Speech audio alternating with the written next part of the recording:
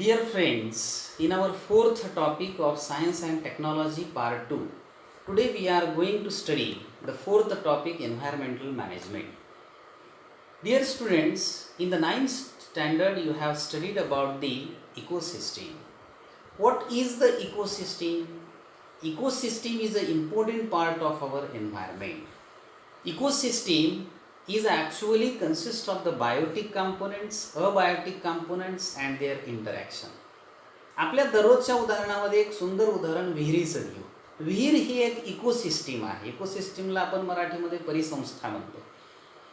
मग या इकोसिस्टीममध्ये काही biotic components आहेत, काही अबायोटिक कंपोनेंट्स आहेत. विहिरीमध्ये बायोटिक कंपोनेंट कोणते आहेत, जैविक घटक कोणते आहेत, जसं मासे, त्यानंतर त्यामध्ये असलेले फ्रॉग, बेडू, त्यानंतर tortoise, insects, algae, fungus, bacteria, they are biotic components. And what are the abiotic components? Water, soil, rocks, stones, air, as well as the sunlight, temperature, they are the abiotic components.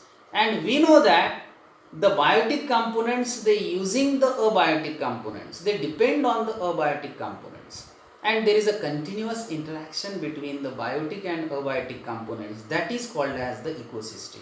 So ecosystem is defined as the biotic components, abiotic components and their interaction.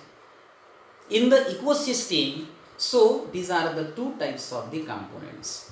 Now these components, they are interdependence showing there.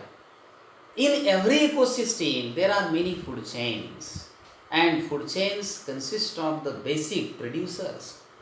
Every living thing having the green plants, which are the producers, they produces the food for all of us, and so they are the producers.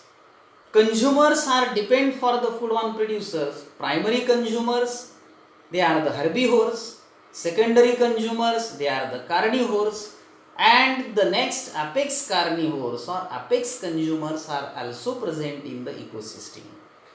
So what are the herbivores? These are the animals, organisms. They depends for the food directly on the producers. What are secondary consumers? They are the organisms. They depend for the food on primary consumers. What are tertiary consumers? These are the organisms. They obtain their food from primary and secondary consumers.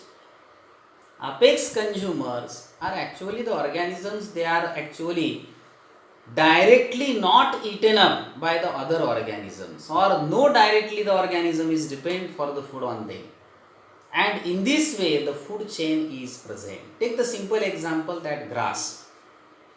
On grass, the grasshopper is depend for the food. On grasshopper, frog, then frog is eaten up by the snake, snake is eaten up by the eagle, so eagle is the apex consumer, and frog depends on the grasshopper. Grasshopper is the herbivore, it is primary consumer, frog is the secondary consumer, snake is the tertiary, and the eagle is the apex consumer. So in this way, in every that the food chain, that the feeding interaction we observe. So sequence of the feeding interaction in the every that ecosystem is called as the food chain. But no ecosystem is having the single food at the food chains. And remember, ecosystems are of the different types, like the aquatic ecosystem, that is belonging to the fresh water as well as the marine water ecosystem, terrestrial ecosystems like forest, like that desert land ecosystem, like the hot tempered ecosystems, or also the snowbound region ecosystems. So ecosystems are of the different kinds, and no ecosystem is having the single food chain. Every ecosystem is having actually the many food chains, and there is an intricate network of the food chain present in the ecosystem. It is called as the food web. And the organism is not having a part of single food chain. It is a part of many food chains, and so that is forming the food web. So every that the ecosystem is having the two important characteristics, that is the unidirectional flow of energy and the cyclic flow of the nutrients, like oxygen cycle, nitrogen cycle, carbon cycle, etc. These are the biogeochemical cycles, and for the healthy ecosystem, the two important characteristics are there: cyclic flow of nutrients and the unidirectional flow of the energy. So these ecosystems, they are the natural ecosystems. Artificial ecosystems are also there. Small ecosystem, large ecosystem, temporary ecosystem, permanent ecosystem. So many ecosystems are the actually found in our surrounding, and every ecosystem is having the concept of that the energy pyramid also, that we have to study in the next lecture. Okay, thanks to all of you.